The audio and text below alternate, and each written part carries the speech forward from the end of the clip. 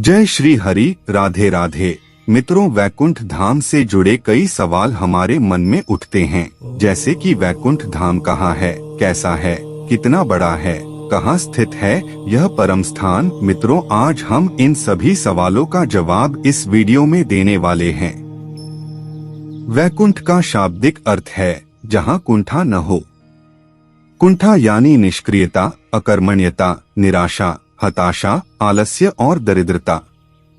इसका मतलब यह हुआ कि वैकुंठ धाम ऐसा स्थान है जहां कर्महीनता नहीं है, निष्क्रियता नहीं है। कहते हैं कि मरने के बाद पुण्य कर्म करने वाले लोग स्वर्ग या वैकुंठ जाते हैं। हालांकि वेद यह नहीं कहते हैं कि मरने के बाद लोग स्वर्ग या वैकुंठ जाते हैं। वेदों में मरने के बाद की गतियों के बारे में उल्लेख मिलता है और मोक्ष क्या होता है इस पर भी ज्यादा चर्चा है। खैर, हम आपको पुराणों की धारणा के अनुसार बताएंगे कि वैकुंठ धाम कहाँ है और वह कैसा है।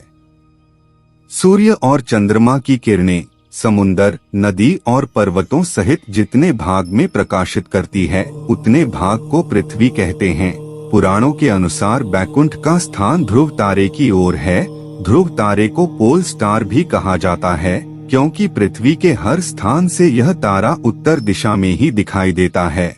पृथ्वी से ध्रुव तारा की दूरी 14 लाख योजन है। ध्रुव तारे से करीब 1 करोड़ योजन की दूरी पर मेहर लोक स्थित है, जो स्वर्ग लोक का ही एक भाग है। कहा जाता है कि इस लोक का वातावरण बेहद सुंदर है।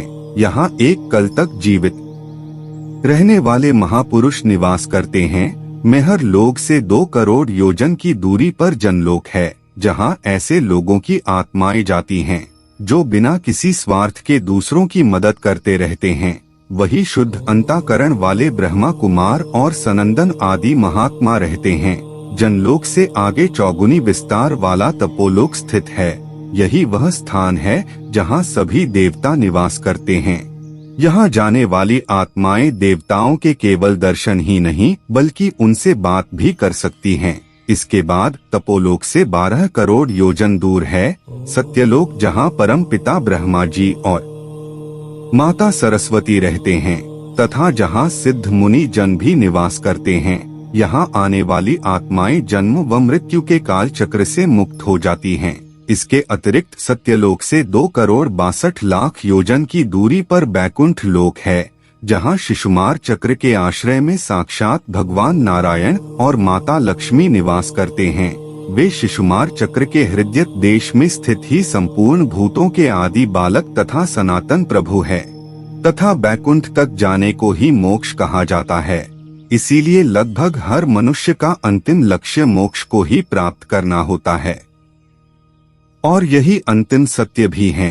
कहते हैं कि परमधाम में जाने के बाद जीवात्मा सदा के लिए जीवन और मरण के चक्र से मुक्त हो जाती है। यह धाम सबसे ऊपर अर्थात सर्वोच्च है।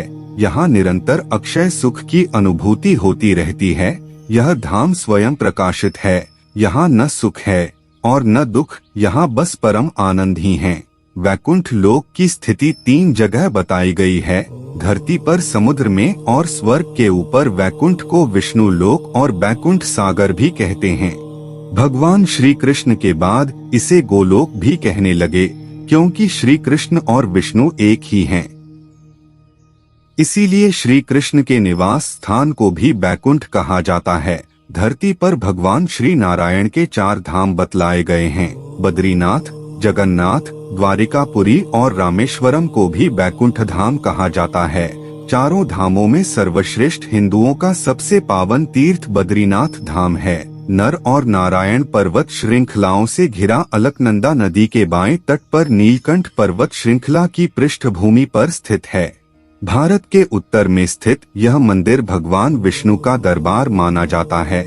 बद्रीनाथ धाम में सनातन धर्म के सर्वश्रेष्ठ आराध्य देव श्री बद्री नारायण भगवान के 5 स्वरूपों की पूजा अर्चना होती है। विष्णु के इन 5 रूपों को पंच बद्री के नाम से जाना जाता है।